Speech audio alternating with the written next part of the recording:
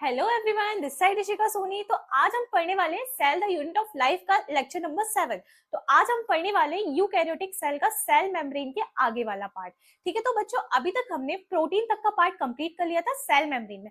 आज हम पढ़ने वाले हैं मॉडल्स ऑफ सेल मेम्ब्रेन। तो बच्चों कुछ साइंटिस्ट है, अब सेल मेम्ब्रेन को समझने के लिए हम समझते हैं पहले कुछ तो मॉडल दिया गया होगा, है ना, सेल मेम्ब्रेन का। अब बहुत सारे साइंटिस्ट आए हुए होंगे, उन्होंने बताया हुआ किस किस तरीके से सेल मेम्ब्रेन बनी। किसी ने बताया ऐसी मेम्ब्रेन है, किसी ने बताया ऐसी मेम्ब्रेन है, किसी ने ऐसे, मतलब तरीके तरीके से बताया होगा अपने तरीके से सेल मेम्ब्रेन कैसी है।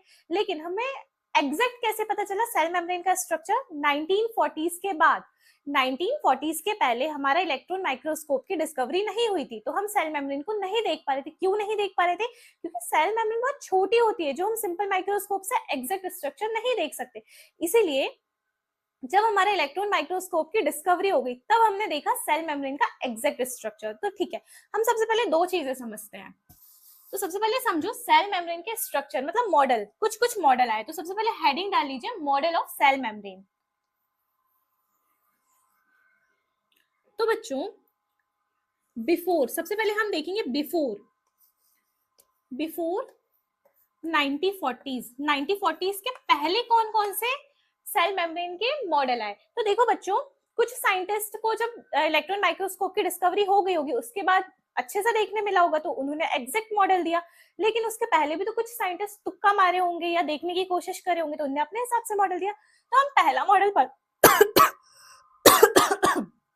तो देखो बच्चों, हम पहला मॉडल पढ़ते हैं, डेनियल एंड डेविसन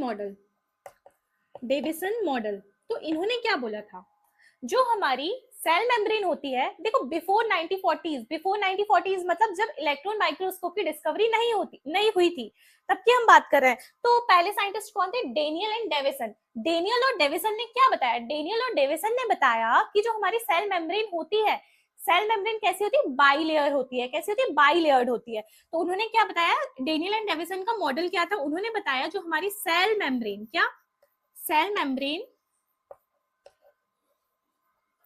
बाइलेयर्ड स्ट्रक्चर, क्या बोले उन्होंने? बाइलेयर्ड स्ट्रक्चर। क्या बोला उन्होंने? डेनियल और डेविसन ने क्या बोला? सेल मेम्ब्रेन बाइलेयर्ड स्ट्रक्चर होती है। डेनियल डेविसन मॉडल बोलते हैं इसको। क्या बोलते हैं? Danielli Davson model. क्या बोलते हैं? Danielli Davson model. Danielli Davson ने क्या बताया? सेल मेम्ब्रेन हमारी बाइलेयर्ड होती है। ठीक है, और उन्होंने क्या बताया? प्रोटीन जो प्रेजेंट होता है वो कैसा होता है?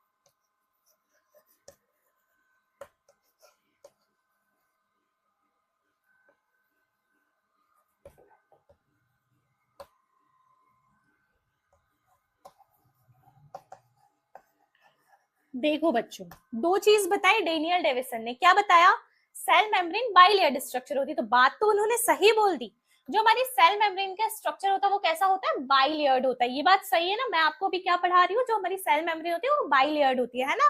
दो लेयर होती है, फॉस्फोलिपिड की दो लेयर होती है। फॉस्फोलिपिड का मतलब समझो, ये हमारा एक फॉस्फोलिपिड का स्ट्रक्चर है। जो हमारा हेड कहलाता है वो कैसा होता है? हाइड्रोफिलिक नेचर का होता है। हाइड्रोफिलिक मतलब वाटर लविंग बोल सकते हैं। जो हमारी टेल होती है किसी एक फॉस्फोलिपिड की, वो कैसी होती है बताओ? Hydrophobic nature. हाइड्रोफोबिक का मतलब होता है वाटर हेटिंग बोल दो, है ना? वाटर से हेट करती है ना? ये होती है वाटर लविंग, ये होती है वाटर हेटिंग। ठीक है, हाइड्रोफोबिक मतलब पानी से डरती है। ठीक है, तो देखो अब डेनियल डेविसन ने क्या बताया? डेनियल डेविसन का मॉडल क्या था? उन्होंने बोला कि सेल मेम्ब्रेन हमारी बाइलेयर्ड होती है और प्रोटीन पेरिफेरल पे अरेंज होता है। देखो प्रोटीन पेरिफेरल में तो अरेंज होता है, लेकिन हमने क्या पढ़ा था प्रोटीन में? इंटीग्रल प्रोटीन भी होते हैं, फुली बरीड भी होते हैं, पार्शियली बरीड भी होते हैं। उन्होंने तो सिर्फ एक ही बात की, बात तो उन्होंने सही बोली कि पेरिफेरल होता है, लेकिन उन्होंने ये नहीं बताया, क्या नहीं बताया, कि जो प्रोटीन होते हैं वो तो इंटीग्रल भी होते हैं। तो इसलिए इनका थोड़ा सा मॉडल एक्सेप्ट नहीं हुआ था। ठीक है, अब सेकंड आते हैं। देखो बच्चों, इनको डिटेल में नहीं पढ़ना, बस थोड़ा सा याद रख लेना। ठीक है, रॉबर्टसन मॉडल में क्या था? इन्होंने कौन सा मॉडल दिया था? Unit membrane model. देखो बच्चों, ये एनसीईआरटी में नहीं दिया है, तो शायद ही एग्जाम में आएगा, लेकिन आप लोग याद रख सकते हो बाई चांस। या बाई चांस आ गया पेपर टफ बनाने के लिए कि इनका मॉडल में मैच का कॉलम में पूछ लिया, तो थोड़ा सा याद रख लेना, ठीक है। तो इसको जल्दी से नोट करो। तो मैं इसको रफ करती हूँ, फिर अपन पढ़ते हैं जो हमारा मेन है। देखो हमने बिफोर 1940s पढ़ लिया, अब हम क्या पढ़ेंगे,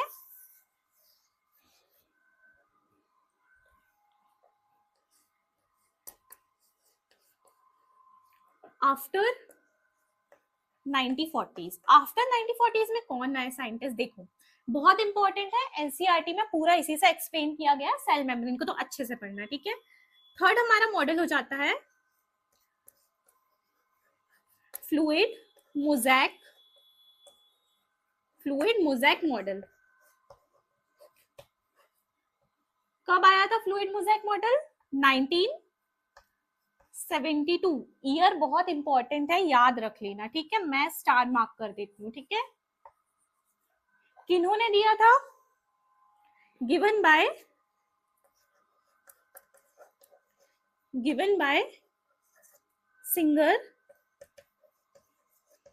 सिंगर एंड निकोलसन। किसने दिया था, सिंगर एंड निकोलसन ने, ठीक है। ये कैसा मॉडल है, मोस्ट एक्सेप्टेड मॉडल है, ठीक है। इसका मेन पॉइंट क्या है, मेन पॉइंट क्या है इस मॉडल का, मेम्ब्रेन का नेचर क्या है,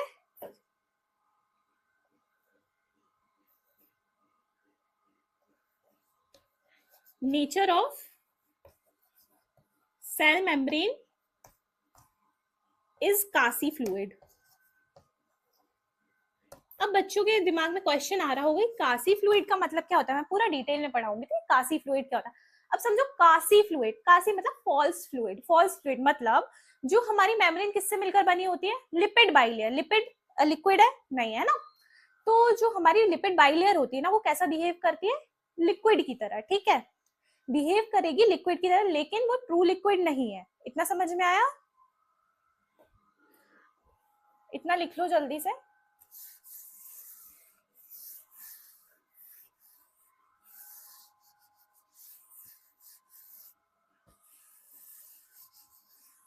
अब समझते हैं कासी फ्लूइड का मतलब क्या होता है, ठीक है। कासी फ्लूइड, कासी फ्लूइड का मतलब होता है बिहेव बिहेव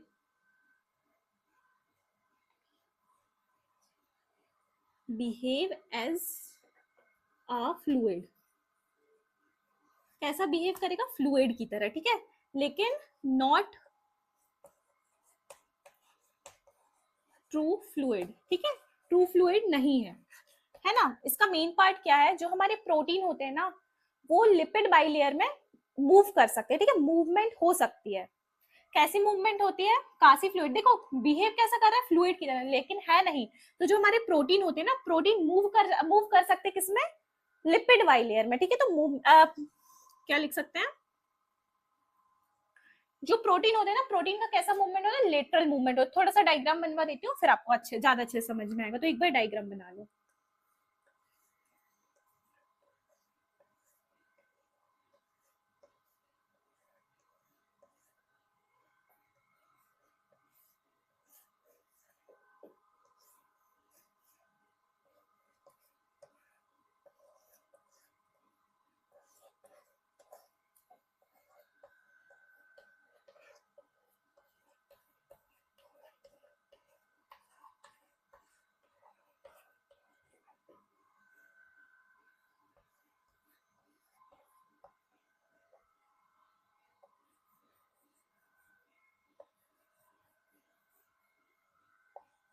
देखो बच्चों, थोड़ा सा डिटेल में आपको डायग्राम बनवाना था, तो मैं अभी बनवा देती हूँ, है ना।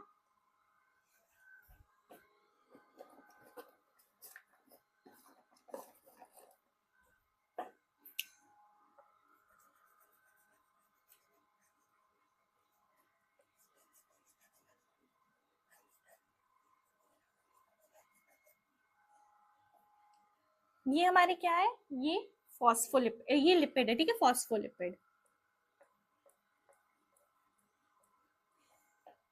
ये क्या, ये प्रोटीन है ना,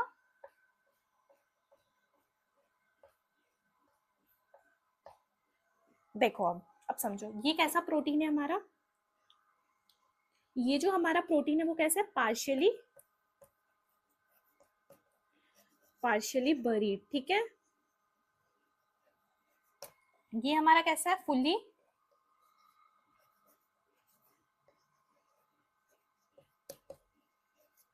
देखो है ना, ये चेन मैं यहां भी बना दे रही हूँ एक बार।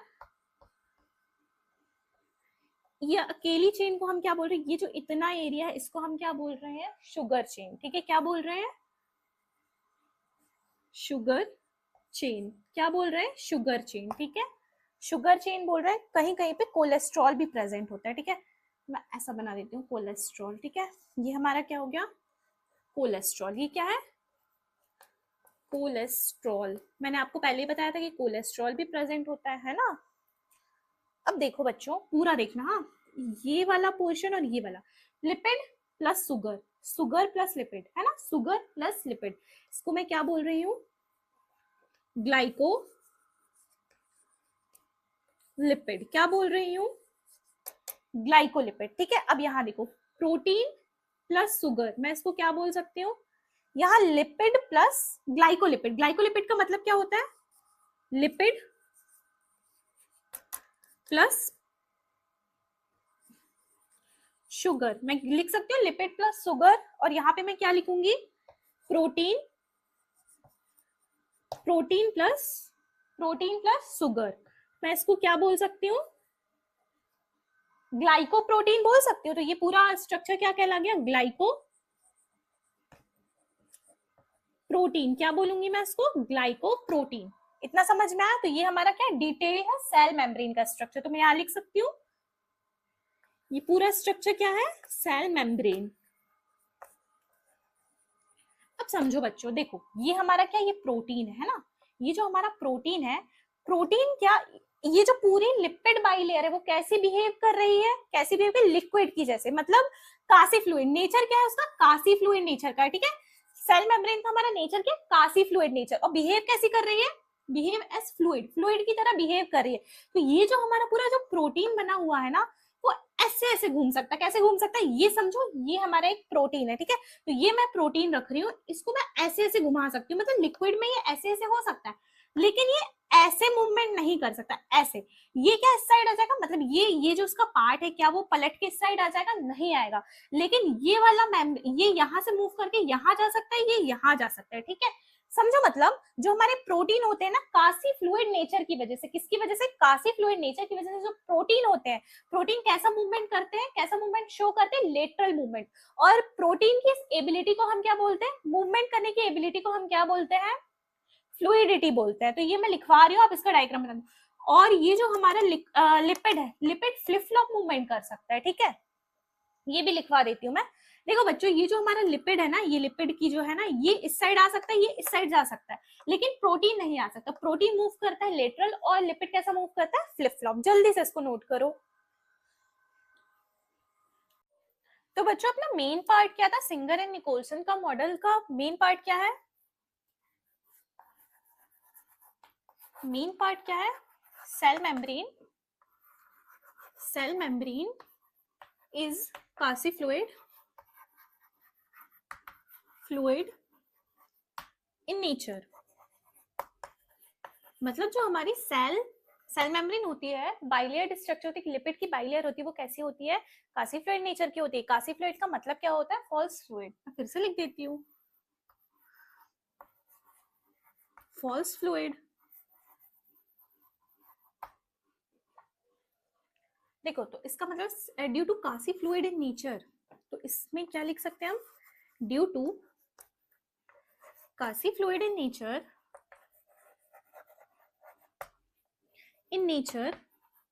बच्चों मैंने ये सारा कुछ समझा चुका है, लेकिन मैं आपको लिखवा रही हूँ, पूरे नोट्स बनवा रही हूँ, ठीक है। Due to quasi fluid in nature, due to quasi fluid nature of, sorry, due to quasi fluid nature of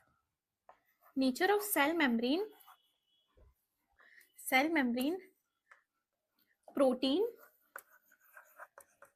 protein can show movement within membrane, movement within membrane. देखो कासी फ्लूइड होने की वजह से, cell membrane का कासी fluid होने की वजह से जो प्रोटीन प्रेजेंट होते हैं सेल मेम्ब्रेन में, वो कैसा मूवमेंट शो कर सकते हो, कैसा मूवमेंट शो कर सकते हैं, लेटरल मूवमेंट। ठीक है, द एबिलिटी, अब आगे लिखो, the ability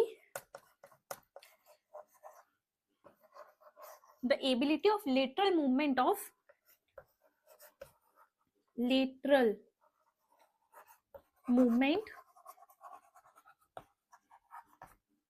lateral movement of protein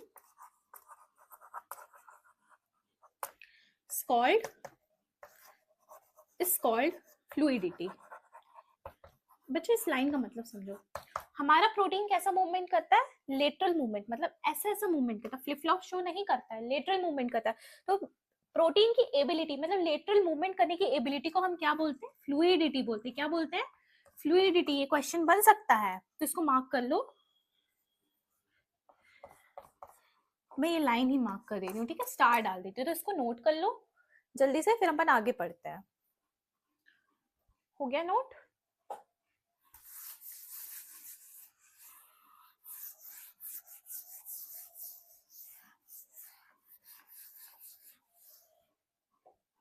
तो बच्चों अब देखो आगे, मैंने ये बता दिया, जो हमारे प्रोटीन होते हैं, प्रोटीन कैसा मूवमेंट शो करता है, लेटरल मूवमेंट। कैसा शो करते हैं, लेटरल मूवमेंट। ठीक है, और हमारा जो लिपिड होता है वो कैसा मूवमेंट शो करता है, lipid flip flop. Flip flop का मतलब, सपोज ये हमारा कोई लिपिड है, लिपिड ऐसा ऐसा हो जाता है, पलट जाता है, तो वो कैसा मूवमेंट हो गया, फ्लिप फ्लॉप। और ऐसा ऐसा मूवमेंट को हम क्या बोलेंगे, लेटरल मूवमेंट। ठीक है, नोट डाल के एक पॉइंट लिख लो,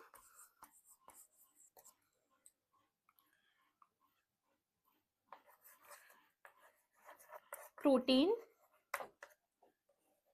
cannot show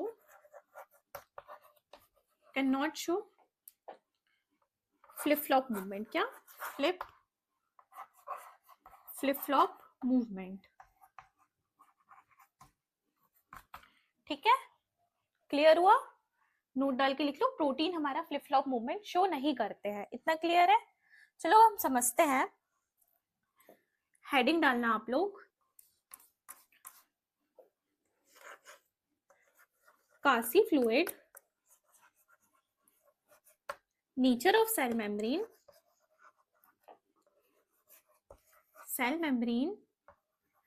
explain many function.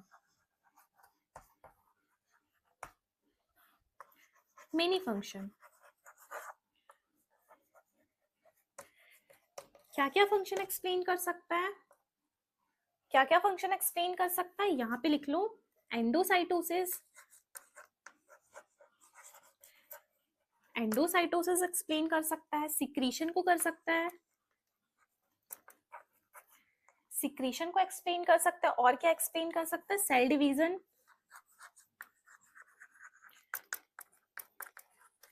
Intracellular junction,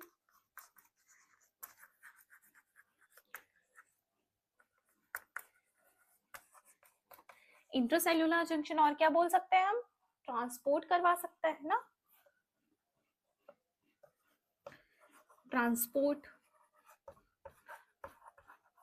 ठीक है, हम इसको जल्दी से नोट करो, हम हर एक पॉइंट को डिटेल में पढ़ने वाले हैं अब। ठीक है, जल्दी नोट करो। और एक और चीज बच्चों, एक चीज और लिख लो आप, और क्या करवा सकते हैं, ग्रोथ करवा सकते हैं। क्या करवा सकते हैं, ग्रोथ, मतलब किसी सेल की ग्रोथ करवा सकता है। ग्रोथ कैसे करवाएगा, मैं आगे हर एक पॉइंट को समझाती हूँ। ठीक है, जल्दी से नोट करो। सबसे ज्यादा इंपॉर्टेंट क्या है इसमें से, ट्रांसपोर्ट मोस्ट इंपॉर्टेंट है। ठीक है,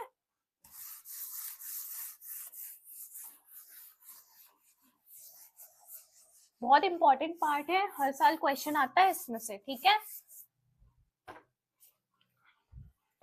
तो देखो बच्चों, पहला हमारा क्या था, एंडोसाइटोसिस,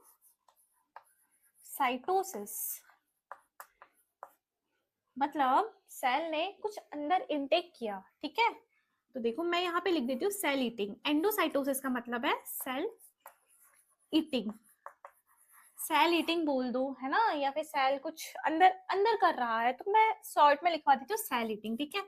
सपोज ये कोई एक सेल है, हमारी जो मेम्ब्रेन होती है वो कैसी होती है, कासी फ्लूइड नेचर, नेचर कैसा होता है उसका, फ्लूइड की तरह, है ना। तो सपोज यहाँ पे कुछ खाना आ गया, ये हमारी सेल मेम्ब्रेन, ये क्या है, सेल मेम्ब्रेन, है ना। तो ये क्या करेगी,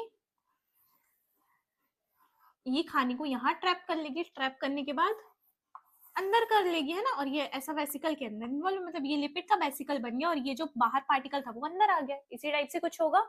ये सेल मेम्ब्रेन यहाँ ऐसे कवर कर लेगी और वेसिकल में कन्वर्ट कर देगी, ठीक है। अब सेकंड देखो, सिक्रीशन, लिखो, पॉइंट डाल के लिखो, सिक्रीशन, सिक्रीशन से कुछ समझ में आ रहा है, मतलब सिक्रीशन कुछ चीज सेल के बाहर सीक्रेट हो रहा है, बोल सकते हैं सेल का सीक्रेट होना, सेल से मतलब कुछ सीक्रेट होना, है ना, मतलब बाहर निकल रहा है। तो कैसे निकलेगा, देखो बच्चों, हमारे किसी ऑर्गेनली ने कुछ सब्सटेंस बनाया, है ना, सब्सटेंस बनाया, सपोज ये कोई सब्सटेंस बनाया, ठीक है। तो ये सब्सटेंस इसमें आके बाउंड हो जाएगा, ठीक है। तो ये ऐसे ऐसे ऐसे आया, कुछ इस तरीके से ऐसे बाउंड हो गया, है ना। ये जो लेयर है ना, ये जो लिपिड लेयर है ना, वो इसको ऐसे ऐसे कवर कर ली, ठीक है। अब ये हुआ, अब ये जो लिपिड लेयर है वो ऐसी हो गई, ऐसे हो गया, सेल के बाहर सब्सटेंस आ गया, क्लियर हो गया। तो हमारा ये क्या सीक्रेट भी कर सकता है ना, तो मैं इसको लिख दूं क्या, सेल वॉमिटिंग, मतलब सेल अपने अंदर से कुछ बाहर फेंक रहा है ना। थोड़ा ये समझने के लिए मैं लिखवा देती हूँ आपको, क्या इजी रहेगा ऐसे में, मैंने भी ऐसे ही याद किया था। तो याद रखोगे, सिक्रीशन मतलब सेल अपने बाहर कुछ फेंक रहा है, और सेल ईटिंग मतलब एंडोसाइटोसिस का मतलब होता है सेल कुछ खा रहा है, एंडोसाइटोसिस मतलब सेल कुछ अंदर ले रहा है, मटेरियल कुछ अंदर आ रहा है, तो उसे हम बोलेंगे एंडोसाइटोसिस। अगर सेल कुछ बाहर फेंक रहा है तो उसे हम क्या बोल देंगे, सेल वॉमिटिंग, है ना, मतलब सिक्रीशन। जल्दी से नोट करो, थर्ड लिखो आप, सेल ग्रोथ। अब सेल ग्रोथ का मतलब क्या होता है, सेल का बड़ा होना, है ना। सेल ग्रोथ कैसे करेगी, अगर कोई सब्सटेंस है, देखो हमारा जो गोल्जी बॉडी होता है ना, वो लिपिड वगैरह बना रहा है, मतलब सब्सटेंस बनाया, सपोज लिपिड का कुछ बना यहाँ पे, है ना, ये लिपिड की लेयर में आई, लिपिड यहाँ पे आके ऐसे चिपक गई, तो क्या होगा, देखो क्या होगा, ये हमारी ऐसे चिपकेगी, है ना, ये ऐसे आ गया, ये पूरा वेसिकल यहाँ चिपक गया, मतलब ये वॉल से चिपक गया, तो ये सेल कैसा हो जाएगा, थोड़ा सा बड़ा हो जाएगा ना, है ना, सेल की ग्रोथ हो गई। तो सेल ग्रोथ भी करा सकता है, मतलब देखो बच्चों, अगर ये लिक्विड नेचर का नहीं होता, तो कोई सॉलिड में अगर अपन कुछ भी चीज फेंक के मारेंगे तो कुछ होगा, कुछ नहीं होगा ना। लिक्विड में अगर हम कुछ चीज देंगे तो लिक्विड तो मिक्स कर लेगा उस चीज को। अब आया समझ में, तो कासी फ्लूइड नेचर, लिक्विड नेचर, मतलब ये सारी चीजें एक्सप्लेन करता है, क्लियर हुआ। तो जल्दी नोट करो इसको, ऐसे ही डायग्राम बना लो तो समझने के लिए बहुत अच्छा है, एनसीईआरटी में लिखा हुआ है ये, ठीक है। चलो मैं रफ कर देती हूँ, मैंने और क्या बताया, सेल डिवीजन, है ना, सेल डिवीजन समझो। अब थर्ड फोर्थ हमारा क्या है, सेल डिवीजन, है ना। सेल डिवीजन समझो, सेल डिवीजन में क्या होता है, हमारा देखो हमारे सेल के अंदर क्या जेनेटिक मटेरियल प्रेजेंट होता है, ये हमारा सेल है, एक सेल बना दी, ठीक है। यहाँ पे हमारे जेनेटिक मटेरियल है, ये जेनेटिक मटेरियल सपोज डिवाइड हो गया, जब मैं सेल डिवीजन पढ़ाऊंगी आपको तो जेनेटिक मटेरियल कैसे डिवाइड होता है वो पूरा एक्सप्लेन करूंगी, लेकिन अभी यहाँ समझो, जो हमारे अभी जेनेटिक मटेरियल डिवाइड हो चुका है, ठीक है, उसका डिवीजन कंप्लीट हो गया। अब क्या होगा, ये जो हमारी कर्सिव फ्लूइड नेचर है, मतलब फ्लूइड की तरह बिहेव कर रही है, सॉलिड होता तो मोड़ सकते थे अपन सॉलिड को, ये चौक सॉलिड है, क्या इसको मैं मोड़ पा रही हूँ, नहीं मोड़ पा रही हूँ ना, नहीं मोड़ पा रही ना, वैसे ही इसको पर लेकिन हम मोड़ सकते हैं, तो क्या होगा, ये ऐसा हो जाएगा। ये किसकी वजह से हुआ है, काफी फ्लूइड नेचर की वजह से, है ना। ये जो मेम्ब्रेन है वो फ्लूइड नेचर है, इसलिए मुड़ पा रही है ना। अब ऐसे होके दो सेल बन जाएंगे, ठीक है। आगे समझ में, यहाँ से ऐसे ऐसे ये दोनों चिपक जाएंगे तो दो सेल अलग अलग हो जाएंगे, इतना क्लियर है। चलो फिफ्थ पढ़ते हैं अपन, इंपॉर्टेंट है, देख लो, इंट्रा इंट्रासेल्यूलर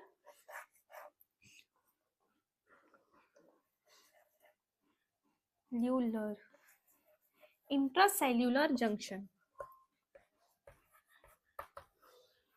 बच्चों इसको रफ करती हूँ है ना, दूसरे पेज में आपको समझाती हूँ अच्छे से, है ना, इसको नोट कर लो आप। हेडिंग काटना नहीं, यही पढ़ाऊंगी मैं। चलो अब हम 5th पॉइंट डाल के लिखो, इंट्रासेल्यूलर जंक्शन। जंक्शन का मतलब क्या होता है समझो। जंक्शन का मतलब, हम रेलवे स्टेशन जंक्शन बोलते हैं ना रेलवे स्टेशन को, मतलब उस पॉइंट से बहुत सारे पॉइंट कनेक्ट करती है। मतलब ट्रेन आती है, हम अगर रेलवे स्टेशन में जाएंगे तो बहुत सारी जगह कनेक्ट हो जाएगी ना, हम ट्रेन में बैठ के कहीं भी जा सकते हैं, है ना। जब तो वो जंक्शन है, मिलने वाले पॉइंट को हम क्या बोलते हैं, जंक्शन बोलते हैं। मिलने वाला point junction. Intracellular junction, intra और इंटर का मतलब इंट्रासेल्यूलर, दो सेल के बीच में, दो सेल के बीच में जंक्शन है इंट्रासेल्यूलर जंक्शन। क्या बोलेंगे, दो सेल के बीच में है तो इंट्रासेल्यूलर। मतलब देखो मैं एक सेल ये बना लेती हूँ, ये एक सेल है, एक ये दो सेल है, ठीक है।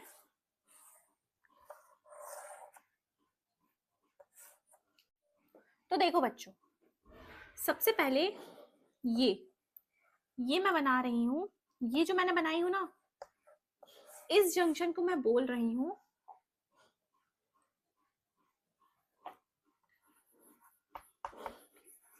Tight junction. तो समझो टाइट जंक्शन, टाइट, टाइट से क्या समझ में, दो सेल का टाइट है, दो सेल के बीच में एकदम टाइट अटैचमेंट है ना, टाइट है एकदम, कोई भी चीज का लीकेज नहीं हो रहा है। मतलब इस सेल से इस सेल में कुछ भी चीज की लीकेज नहीं है, ठीक है, लीकेज नहीं हो रहा है इन दोनों के सेल में। तो ये जैसे कोई सेल में के बीच में लीकेज है तो वहां टाइट जंक्शन प्रेजेंट होगा, तो कोई भी लीकेज नहीं होगी। तो टाइट जंक्शन का काम क्या हो जाएगा, फंक्शन क्या हो जाएगा, no leakage, no leakage across across across cell membrane. मतलब सेल मेम्ब्रेन के बीच में कोई भी लीकेज नहीं होगा, दो सेल के बीच की, सेल मेम्ब्रेन के बीच में सेल के इधर उधर कुछ भी नहीं होगा अगर टाइट जंक्शन प्रेजेंट है तो लिख लो no leakage between the cell, है ना, दो सेल के बीच में कोई लीकेज नहीं होगा अगर टाइट जंक्शन है, ठीक है। अब हम सेकंड बात करते हैं,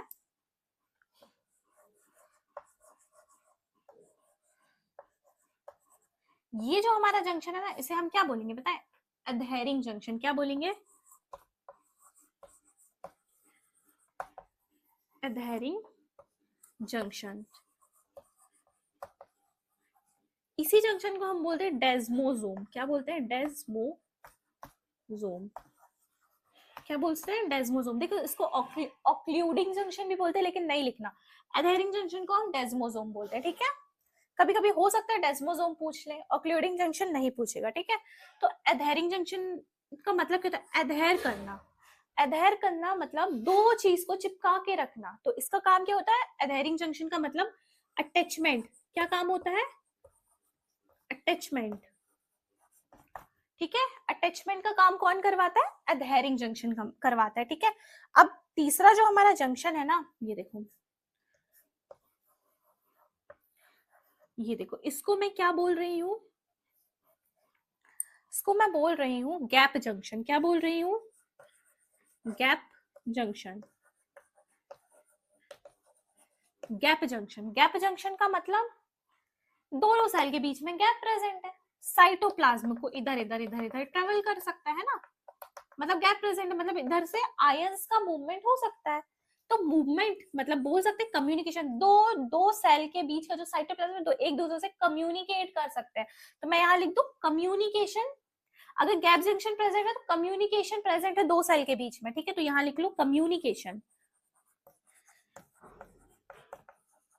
मतलब समझो दो सेलों के बीच में कम्युनिकेशन, ठीक है, मतलब गैप जंक्शन। गैप जंक्शन का काम क्या है, कम्युनिकेशन करवाना, दो सेल के बीच में कम्युनिकेट करवाना, तो इसे हम क्या बोल देंगे, गैप जंक्शन। क्लियर है।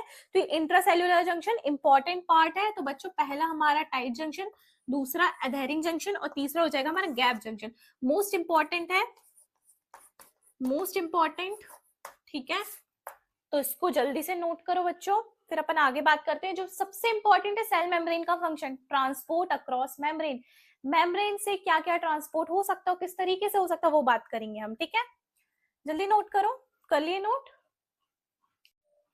तो बच्चों रफ कर रही हूँ, अब मैं अपन 6th पढ़ेंगे, बहुत इंपॉर्टेंट फंक्शन है। क्या?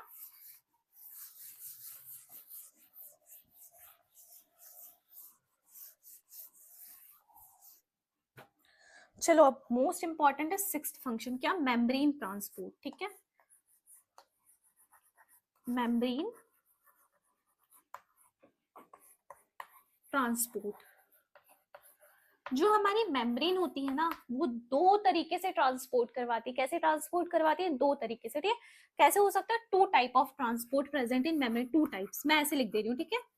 To types of transport present होते हैं, ठीक है। दो टाइप्स कौन कौन से प्रेजेंट होते हैं? एक होता है हमारा बल्क ट्रांसपोर्ट, बल्क मतलब इकट्ठे में कुछ चीज बाहर जाना है या अंदर आना है, ठीक है। और दूसरा हमारा क्या होता है? स्पेसिफिक ट्रांसपोर्ट, ठीक है। तो पहला हमारा कौन सा हो जाएगा? यहां लिख दे रही हूँ, बल्क, बल्क। और दूसरा हमारा हो जाएगा स्पेसिफिक। क्या? स्पेसिफिक, है ना, specific transport,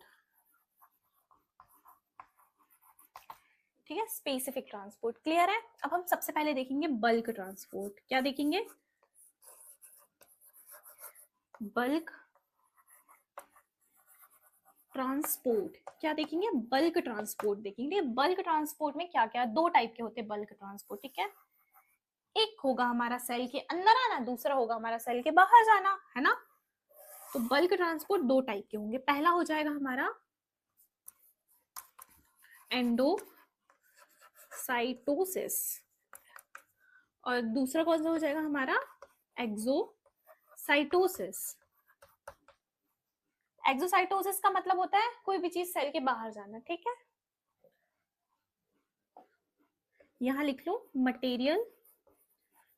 material move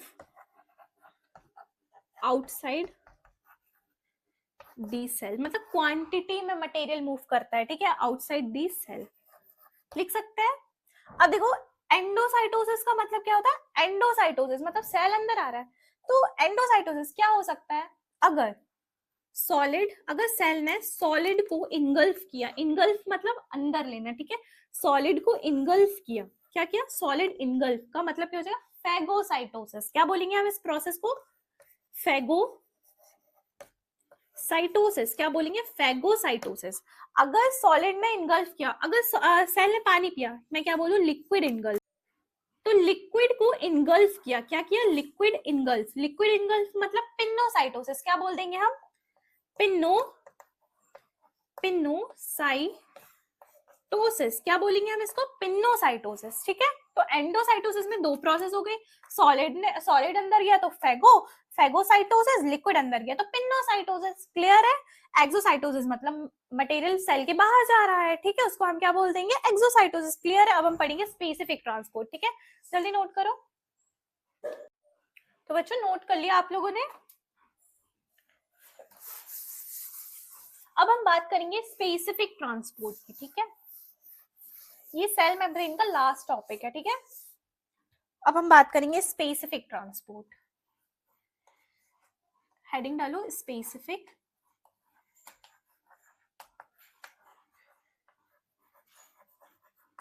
transport. Specific transport समझो। स्पेसिफिक ट्रांसपोर्ट कैसे होता है? मतलब कोई भी स्पेसिफिक चीज है ना, डिफ्यूजन, डिफ्यूजन क्या बोल सकते हैं? और चैनल पंप के थ्रू भी हो सकता है, तो हम यहाँ लिख सकते हैं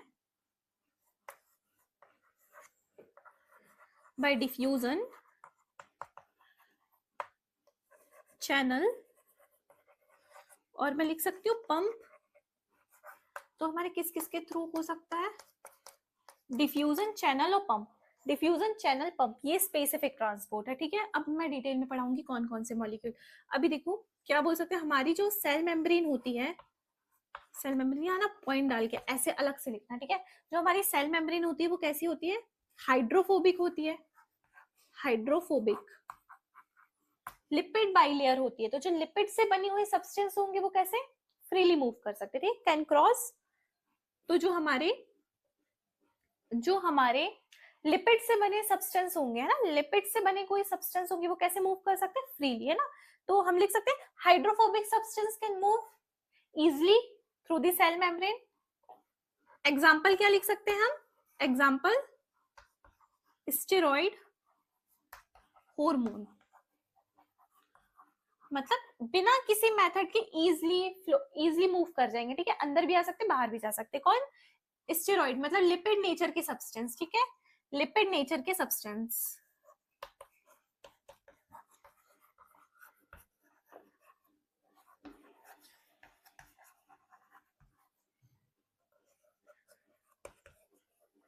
can cross sell membrane easily, लिख सकती हूँ इजली, ठीक है। तो ये लिख लेना, ये अलग से नोट डाल के। अब हम पढ़ते हैं डिटेल में, जल्दी से लिख लो बच्चों इसको, मैं रफ कर रही हूँ, ठीक है।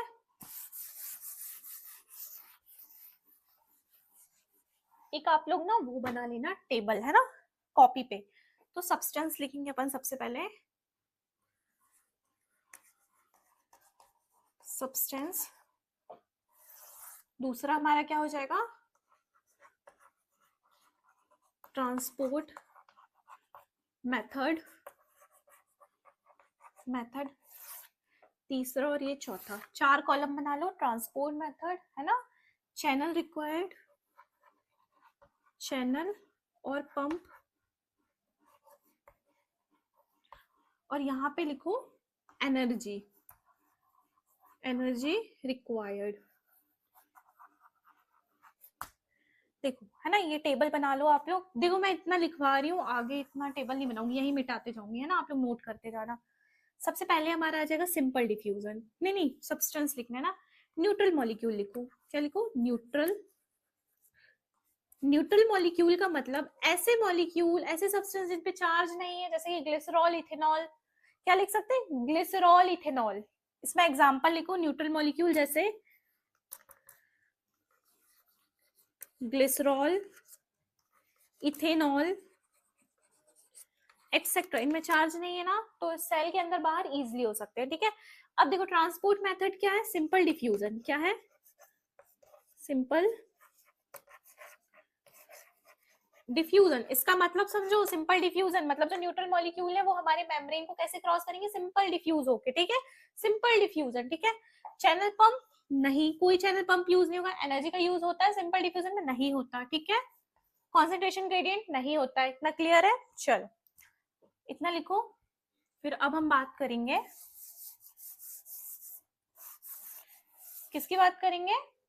वाटर की। किसकी? वाटर। तो लिखो सेकंड हमारा क्या हो जाएगा? वाटर। वाटर कैसे मूव करता है? बाय ऑस्मोसिस, ठीक है। ऑस्मोसिस मूव करेगा higher concentration to lower concentration. लिख लो यहाँ पे,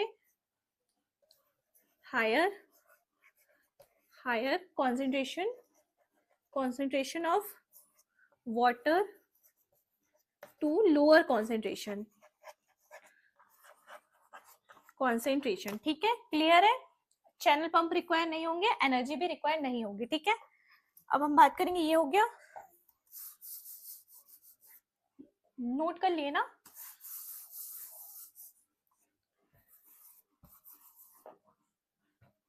अब हम बात करेंगे गैस की। गैस कैसे मूव करेगा? थर्ड है ये हमारा। गैस कैसे मूव करेगा? डिफ्यूजन। किस मेथड से? Diffusion, higher concentration to lower concentration, ठीक है। चैनल पंप रिक्वायर नहीं होंगे, एनर्जी रिक्वायर नहीं होगी, ठीक है, क्लियर है। अब हम बात करते हैं फोर्थ हमारा, यही लिख दे रही हूँ ना। फोर्थ हमारा हो जाएगा ग्लूकोज, मतलब नॉन पोलर मॉलिक्यूल, ठीक है। नॉन पोलर मॉलिक्यूल जैसे कि ग्लूकोज। क्या? ग्लूकोज। ग्लूकोज में ये किससे जाएगा? Bye facilitated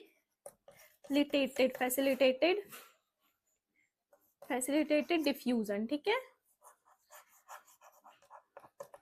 facilitated diffusion.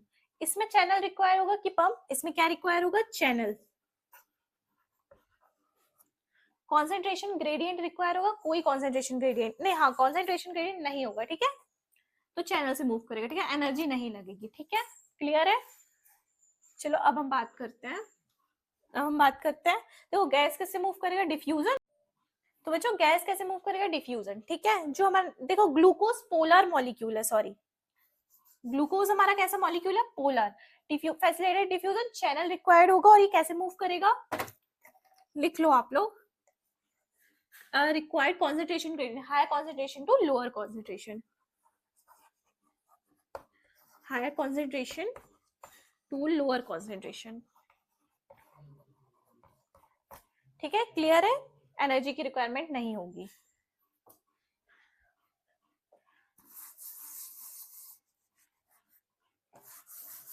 अब हमारा लास्ट है पोलर मॉलिक्यूल। ग्लूकोज हमारा नॉन पोलर हो गया, अब हम बात करेंगे पोलर मॉलिक्यूल की, ठीक है। ग्लूकोज हमारा नॉन पोलर हो गया, अब हम बात करेंगे पोलर मॉलिक्यूल की, ठीक है। पोलर मॉलिक्यूल, देखो पोलर ट्रांसपोर्ट मेथड क्या है इसमें, एटीपी रिक्वायर्ड, ठीक है। तो ये किससे जाएगा हमारा, तो ये हमारा कैसे जाएगा, एक्टिव ट्रांसपोर्ट। एक्टिव ट्रांसपोर्ट मतलब पंप की रिक्वायरमेंट, पंप लगेगा, सोडियम पोटेशियम, एग्जांपल लिख लो, सोडियम पोटेशियम लिख सकते हैं, सोडियम पोटेशियम, है ना। पंप की रिक्वायरमेंट होगी, एनर्जी रिक्वायर्ड होगी, एटीपी, एटीपी इसमें एनर्जी लग जाएगी। अब ये कैसा मूवमेंट होगा, एक्टिव ट्रांसपोर्ट है, ATP lower concentration to high concentration, against concentration gradient, movement कैसी होगी, अगेंस्ट कॉन्सेंट्रेशन ग्रेडियंट, लिख सकते हैं अगेंस्ट कॉन्सेंट्रेशन ग्रेडियंट मूव करेगा। तो जल्दी से बच्चों नोट कर लो इसको, फिर अपन आगे बात करते हैं। देखो अपन ने अभी तक स्पेसिफिक ट्रांसपोर्ट तक कंप्लीट कर लिया है, तो बच्चों ये हमारी सेल मेम्ब्रेन आज कंप्लीट होती है। अब हम बात करेंगे सेल वॉल पर, ठीक है।